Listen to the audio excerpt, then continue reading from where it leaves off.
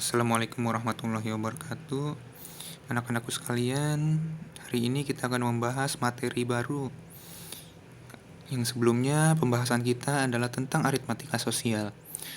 Untuk yang bab selanjutnya, kita akan membahas tentang garis dan sudut. Jadi di sini ada dua kata kunci ya. Pertama ada garis, yang kedua ada sudut. Nah, kita pelajari satu-satu nih. Garis. Ada yang tahu garis itu apa? Ayo, coba kalian sebutkan deh, garis itu apa aja. Yang seperti apa sih garis itu? Nah, kalau contoh di sini nih. Di sini kita lihat bukunya aja ya. Bukunya ini kan ada ini nih. Ya, ada alur dari sini ke sini. Nah, itu namanya garis.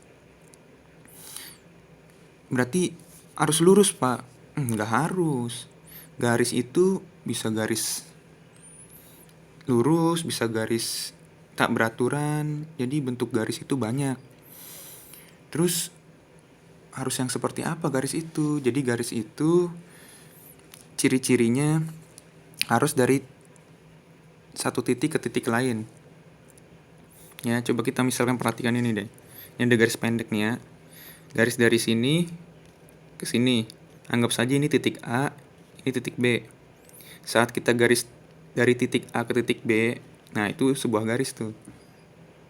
Atau kita tarik pulpen dari titik A ke titik B, kita buat garis. Nah, itu namanya garis. Jadi garis itu merupakan gambar dari dua buah titik. Ya, tarikan dari dua buah titik. Gimana ya bahasa enaknya? Coba kalian bikin kalimat sendiri ya. Intinya tentang garis. Ini saya contohkan di Word ya. Coba yang punya laptop atau ingin mencoba dengan laptop, silahkan buka Word-nya. Nah, ini kan tampilan utama Word ya. Terus bagaimana sih Pak cara membuat garis gitu kan? Cara membuat garis itu pertama buat dulu titiknya. Sebenarnya nggak harus buat titik, kalau di sini kan sudah modern ya. Bisa langsung membuat garis. Di sini ada pilihan garis nih. Bisa saja kita langsung pilihan garis. Nah, ini ada garis lagi nih, tapi garisnya tidak lurus. Coba ya. Nah, ini termasuk garis bukan? Garis, tapi bukan garis lurus ya. Ini garis yang melengkung. Coba misalkan lagi kita gambar garis yang lain. Ini garis ya. Ada lagi garisnya bentuk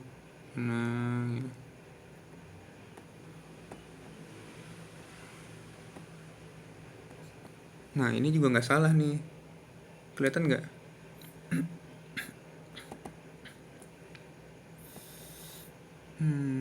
Ntar ditebelin dulu. Nah, ini juga garis. Yang satu lagi deh kita buat.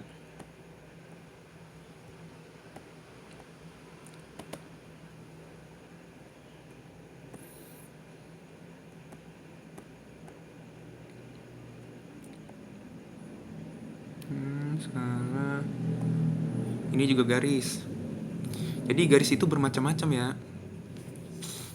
Ya, ada garis yang melengkung, garis tak beraturan, ada garis lurus. Garis lurus ini biasa kita menggunakan alat bantu. Namanya apa? Ya, penggaris. Penggaris itu sama dengan mistar nggak? Bedain ya, penggaris sama mistar. Penggaris itu fungsinya untuk menggaris saja, untuk membantu garis, membuat garis lah. Entah itu bentuknya melengkung, entah itu bentuknya lurus, itu dibantu alat bantu untuk membuat garis. Penggaris itu apa aja? Banyak, nggak hanya penggarisan yang biasa kita beli tuh, yang penggaris plastik ya yang ada angkanya. Tapi bisa pakai kayu, pakai pinggiran buku, pakai macam-macam lah alat yang bisa buat menggaris di rumah, ya kan? Coba kalian cari deh ada berapa alat yang bisa kalian gunakan untuk menggaris. Entah itu menggaris lurus, menggaris lengkung, itu namanya alat bantu menggaris atau penggaris. Terus mistar itu apa, Pak? Mistar itu ya pengukur, alat ukurnya. Jadi kayak di sini. Di sini kan ada angkanya nih. Angka 1, 2, 3, 4, 5, 6, 7, 8 seperti penggaris yang biasa kalian beli kan, atau mistar yang kalian beli. Nah, misalkan kita mau ngukur ini nih. Ini kan lurus nih, kebetulan mistarnya lurus. Bukan kebetulan, dan di sini mistarnya lurus. Berarti kan kalau dilihat di sini 0 sampai 7 cm, berarti panjang ini 7 cm. Nah, itulah mistar. Mistar itu fungsinya untuk mengukur. Jadi kalau pakai pinggiran buku bisa nggak, Pak? Ya nggak bisa, karena nggak ada angkanya, ya kan? Nah, mistar itu intinya alat untuk membantu kita untuk mengukur ukurannya si garis ini berapa gitu. Nah, sampai sini paham ya? Jadi penjelasan untuk garis dulu. Terus coba kita perhatikan lagi di buku.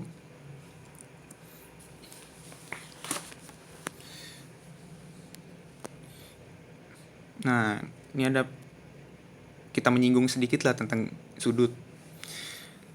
Pernahkah kalian berlibur ke Tawamangu? Tawamangu tuh di mana? Kalau di sini merupakan tempat dataran tinggi yang terdapat di Kabupaten Karanganyar. Ada yang kampungnya di Karanganyar?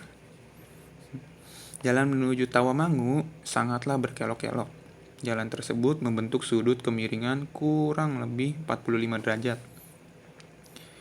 Ada yang bisa membayangkan 45 derajat seperti apa?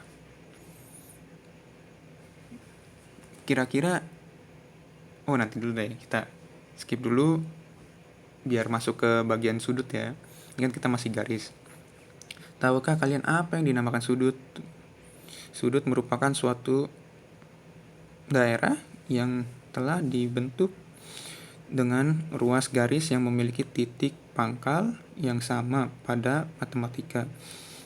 Terdapat macam-macam nama sudut, tidak hanya sudut, tetapi juga garis.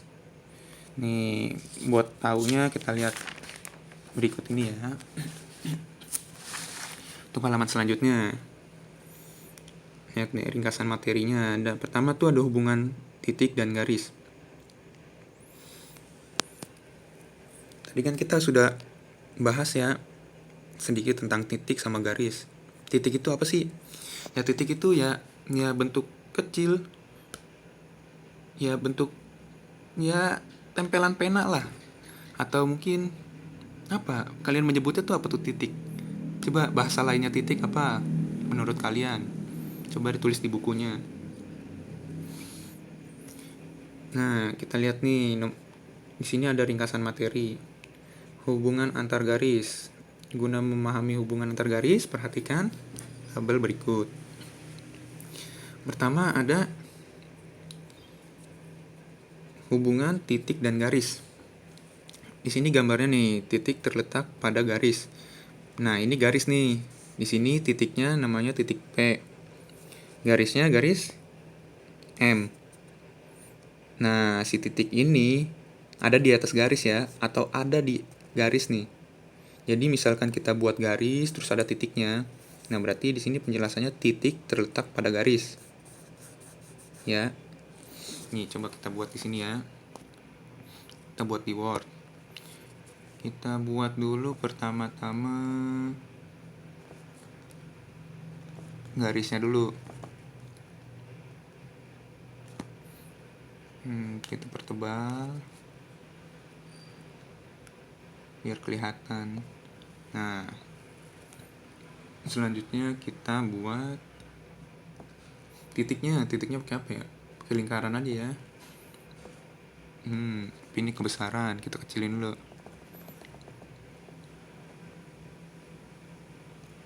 Ini kecilinnya pakai yang sebelah kanan sini kalau kalian belum pernah buka Word. Ini sekalian kita belajar komputer juga, sekalian juga kita belajar matematika. Jadi matematika itu banyak fungsinya, bisa digunakan banyak hal.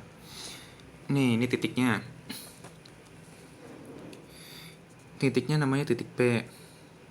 Ini titik P, ini garis M. Jadi kita ganti warnanya deh biar bagus. Merah. Ininya apa ya garisnya ya? Ini udah merah juga deh. Biar tebal. Nggak usah pakai garis. Nah, jadi di sini ada titik, garis, titik garis.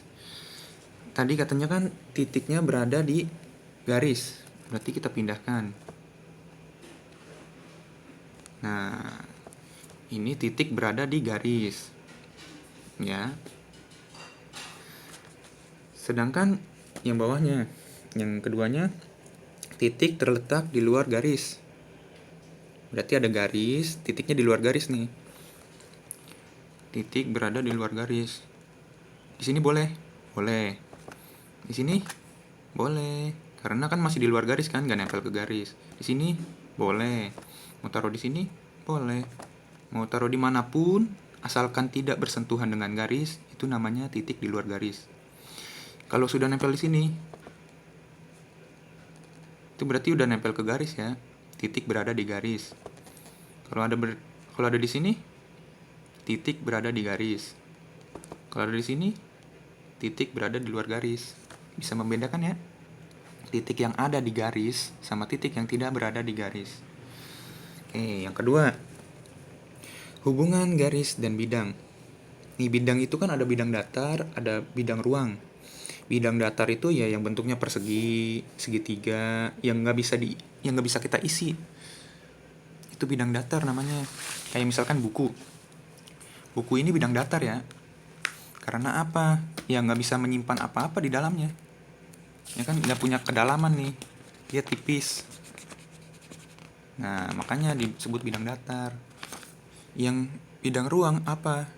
Bidang ruang itu ya kayak kaleng. Kaleng itu kan bisa kita isi tuh, masukin ke dalamnya. Ada juga box, ada lagi galon. Apalagi tuh yang kira-kira bisa kita simpan di dalamnya sesuatu hal. Nah, itu namanya bangun ruang. Kita lanjut lagi. Jadi di sini tuh hubungannya dengan bidang datar ya.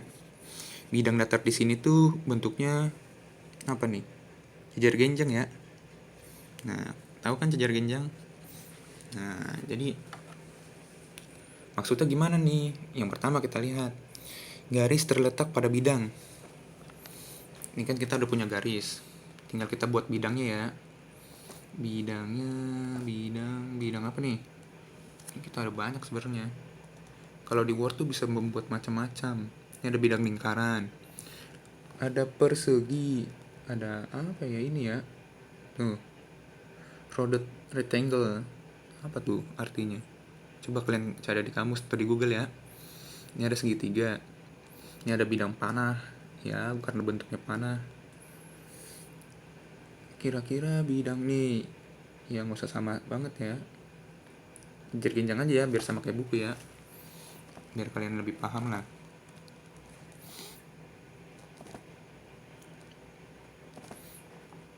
Kita perbesar loh. Kita ganti warnanya menjadi apa biar kelihatan. Masa biru sama biru mah nanti nggak bisa dicontohkan. Kuning kelihatan ya. Nah, kita jadi punya dua nih. Ada garis, ada bangun datar. Jadi kalau yang A ini atau yang bagian atas ini, garis terletak pada bidang. Nama bidangnya itu bidang alfa ya. Ini bidang alfa nih namanya. Atau bidang A lah kita sebutnya ya. Nah, garisnya garis L. Karena hurufnya huruf kecil. Untuk penamaan garis nih. Penamaan garis itu harus huruf kecil. Ini kan M-nya M kecil. Ini M kecil. Nah, untuk penamaan titik harus huruf kapital atau huruf besar. P-nya P besar, P-nya P besar. Jadi harus dibedakan ya. Ini nggak boleh hurufnya sama. Dia tuh berbeda. Jadi di sini untuk garisnya kita kasih nama L kecil. L lah ya, L. berarti tulisannya L kecil nih, jangan salah. Ini untuk bidangnya bidang alfa. Nah, yang dimaksud dengan garis dalam bidang itu gimana? Atau garis terletak pada bidang. Nah, kita taruh sini. Loh, nggak kelihatan. Oke, jangan takut. Kita bisa pindahkan ini menjadi di depan. Caranya gimana? Nih, taruh dulu garisnya di belakang bidang. Ngumpet kan dia. Kita pindahin, klik kanan.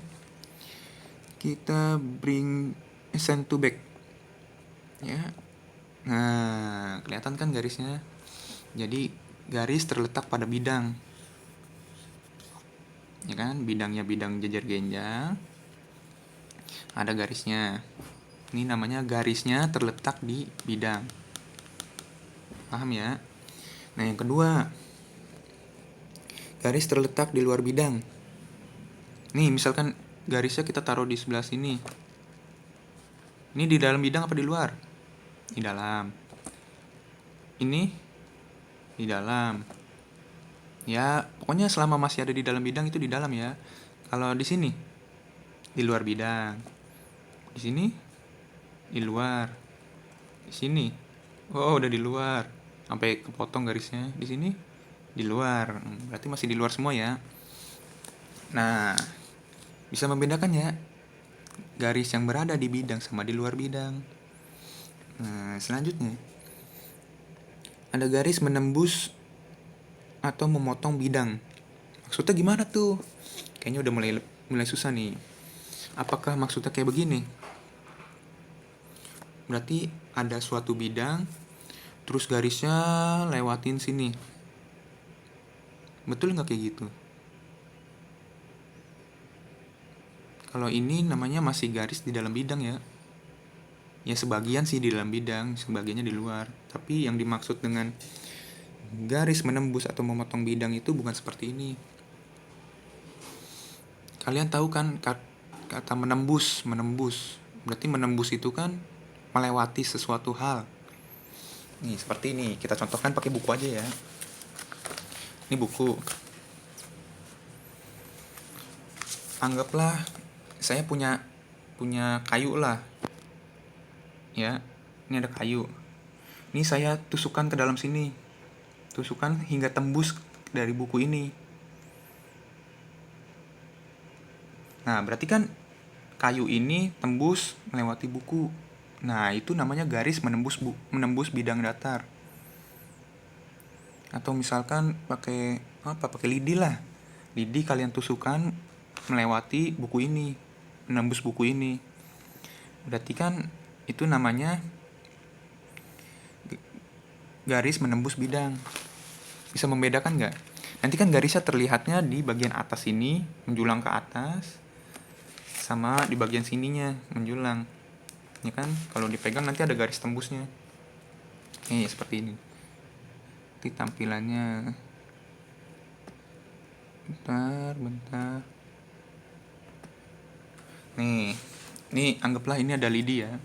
Nanti kalau diperhatikan dari samping ya, nanti akan seperti ini nih.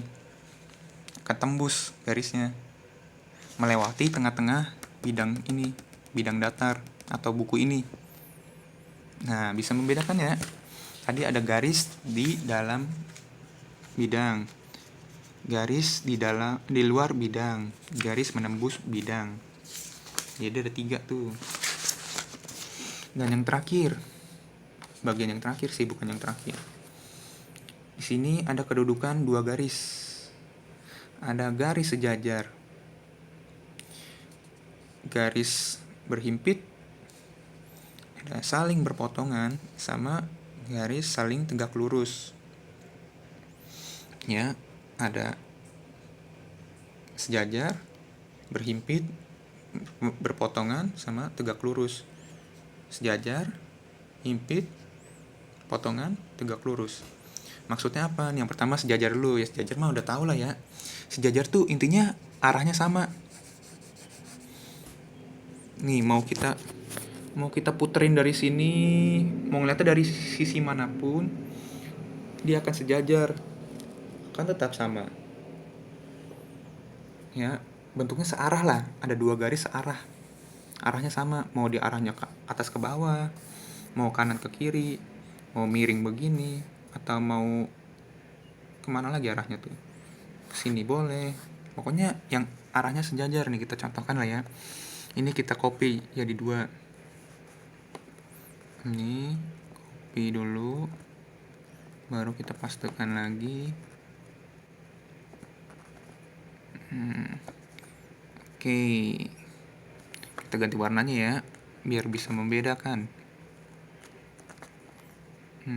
Kita ganti yang ininya hijau. Nah, ini kita sudah punya 2 garis. Nah, yang ini sejajar nih, ya. Ini sejajar karena arahnya sama-sama ke atas. Kalau ini saya putar sedikit, kira-kira masih sejajar nggak ya?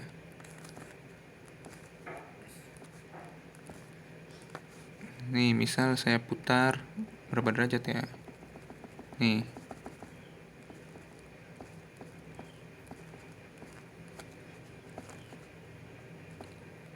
Nah, ini masih sejajar nggak? Geser dulu. Nah, yang kayak begini sejajar nggak? Nggak ya? Karena yang satu, hapus dulu titiknya. Nah, karena yang satu arahnya ke sini, yang satu arahnya ke sini. Jadi, kalau misalkan sejajar itu, kalau dipanjangin garisnya, dia tidak akan berpotongan. Jadi mau garisnya dipanjangin sampai ke ujung, sampai keluar laptop, dia itu nggak akan berpotongan. Sama ini nih nggak bakal ketemu. Itu namanya sejajar. Mau ditarik garis sampai manapun. Contohnya apa? Kayak rel kereta.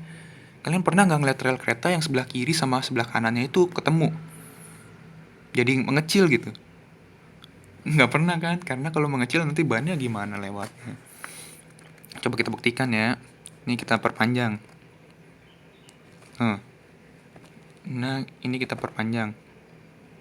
Nah, alhasil akan bertemu kan di sini. Nah, berpotongan tuh, garis yang berpotongan tuh yang seperti ini nih. Biar sekalian kita masuk ke berpotongan. Nah, kalau berpotongan, dia akan bertemu di suatu titik. Entah titiknya di ujung, atau titiknya di arah sebelah sini, atau di sebelah sini. Pasti dia akan ada titiknya nih, di sini. Titik berpotongan namanya, titik potong. Ya, paham ya? Nah, jadi tadi udah sejajar sama berpotongan. Terus untuk yang berhimpit kayak gimana, Pak? Berhimpit itu berarti 2 garis yang posisinya sama dan arahnya sama. Kayak gimana? Kayak gini nih. Nuh. Ini kan ada 2 buah garis nih. 2 buah garis. Cuman dia sejajar nih. Ya, jadi nggak kelihatan. Makanya di sini katanya kok garis berhimpit padahal garisnya cuma 1. Ya karena dia ada 2 sebenarnya, garis P dan Q. Hanya saja dia posisinya di tempat yang sama, jadi kita tidak bisa melihatnya. Contohnya kayak apa? Kayak misalkan ini garis buku ya. Ini kan buku ada garisnya, garis yang sebelah sini sama garis sebelah sini. Ya kan? Garis yang ujung sini sama garis ujung sini. Misal kita lihat dari samping sini, ini kan garis ya. Misal kita ngeliat dari samping sini lah. Susah nggak berdiri lagi deh. Gimana ya supaya berdiri ya? Nah, ada gini lah. Nah, misalkan kita lihat dari posisi sini. Kira-kira kelihatan garis yang ujung sebelah sana? Akan tertutup ya. Nah, karena dia itu sejajar posisinya, jadi tidak akan terlihat. Cuman dia sebenarnya ada 2 garis, tapi karena saling posisinya di tempat yang sama nih, jadi nggak kelihatan gitu. Ntar kalau misalkan kita masuk, saya akan jelaskan deh kalau udah masuk ya. Mudah-mudahan pandeminya cepat berakhir. Makanya banyak-banyak berminta sama Allah biar kita dipertemukan lah. Saya nggak pernah ngeliat kalian, kalian nggak pernah ngeliat saya, tapi kita belajar gimana ceritanya ya. Nah, yang terakhir yang terakhir katanya garis saling tegak lurus. Tegak lurus tuh kayak gimana? Nih, tegak lurus itu yang siku-siku. Siku-siku itu ya yang hampir kotak lah gitu. Garisnya tuh hampir kotak, dari sini ke sini, ketemu ke sini. Nah, ini sudutnya nih. Ini tegak lurus nih namanya. Apa harus berpotongan kayak begini? Nggak harus. Kalau mau diletakkan di sini, bisa.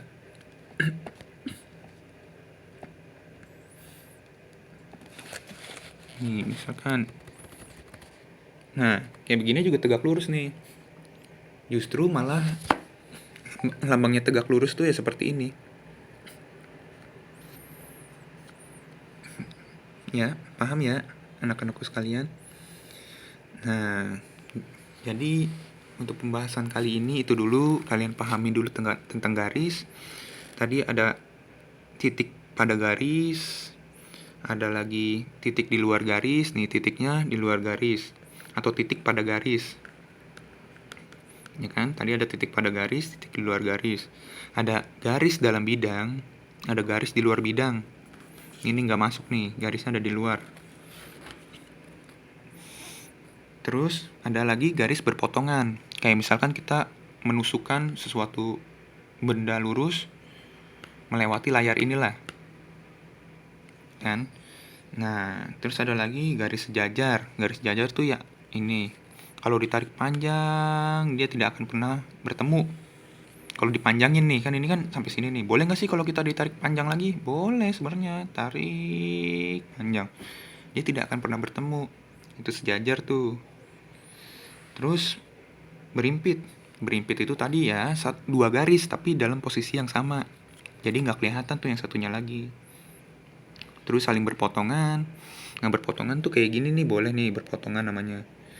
Ini kalau diperpanjang lagi, dia berpotongan nih. Garis yang ke atas sama garis yang ke samping. Dia akan berpotongan namanya. Ini juga berpotongan. Kalau ditarik garis ke sini itu berpotongan di sini nih. Ini berpotongan, ini berpotongan. Cuma sisa potongannya dihapus. Sebenarnya dia berpotongan nih. Ini namanya garis berpotongan. Ketemu di titik ini. Nah, setiap perpotongan itu namanya titik, pertemuan dua potong. Ini kan pertemuannya di sini, ini titik nih namanya. Titik apa? Terserah kalian mau namain A sampai Z itu apa.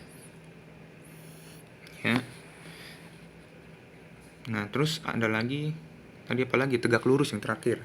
Tegak lurus itu yang sudutnya siku-siku nih. Pokoknya besaran di sini, nih lebaran sisa ruangan di sini sama ruangan di sini itu sama. Itu namanya siku-siku. Ini siku-siku nggak? Enggak ya, karena lebaran di sini daripada di sini kalau kita tarik garis. Ya, kan karena miring ke sini nih. Lebih miring ke arah sini, kiri. Oke. Untuk tugasnya mudah saja lah. Kita tugasnya nih, kalian di rumah cari sebuah garis. Terserah kalian garisnya mau garis apapun itu. Mau pakai tali boleh, mau pakai benang boleh, asal yang kelihatan lah. Nah, buat bentuk seperti ini pakai alat-alat itu. Misalkan tali sepatu, itu kan buat garisnya. Titiknya pakai apa, Pak? Ya terserah, mau pakai koin boleh. Pakai koin boleh, pakai tutup botol boleh. Pakai tutup odol boleh. Terserah kalian lah, sekreatif mungkin cari bentuk yang bentuknya seperti titik atau lingkaran. Ya. Pokoknya cari dua benda yang bentuknya garis sama titik. Ntar dibuat nih kayak begini. Dia yang terletak pada garis tuh yang seperti apa, terletak di luar garis tuh seperti apa, dipotoin aja. Ya. Terus kalian buat nih bentuk yang bangun datar. Terserah kalian mau bangun datarnya bentuknya segitiga atau lingkaran atau persegi. Kan banyak ya bangun datar ya. Nah, kalian buatlah seperti ini juga. Kalian praktekkan langsung di bendanya. Nah, yang terakhir, buat nih dua garis seperti ini. Ya, pakai benang boleh, pakai tali rapia boleh, terserah kalian lah pakai apa saja, yang penting kelihatan lah. Ya. Cari yang sejajar tuh, yang sejajar apa sih yang di rumah? Cari. garis yang sejajar, yang nggak perlu pakai benang sih. Misalkan contoh ya, contoh sejajar kan, keramik itu sejajar. Nah, bolehlah itu pakai keramik. Kayak contoh lagi, misalkan ini di rumah saya ada wallpaper nih kebetulan. Saya tunjukkan ya. Nih, kan ada garis ini sama garis ini yang di atas nih, itu namanya sejajar tuh. Jadi mau ditarik panjang sampai sini, dia tidak akan bertemu kan. Nah, itu namanya sejajar. Kalau yang berpotongan kayak gimana? Nih, yang dari sini sama garis yang hijau ini nih, itu kan berpotongan di sini. Ntar kalian foto gitu. Cari bendanya yang di rumah kalian yang memiliki gambar, atau boleh pakai benang atau gambar atau apapun yang ada di rumah kalian lah. Ya, ntar dikirimkan lewat e-learning. Seperti biasa lah itu. Kalian juga udah paham. Dan udah sampai sini saja. Semoga hari-hari kalian menyenangkan. Semoga kalian tetap sehat selalu. Dijaga makannya, perbanyak istirahat. Sekian saja dari saya. Wassalamualaikum warahmatullahi wabarakatuh.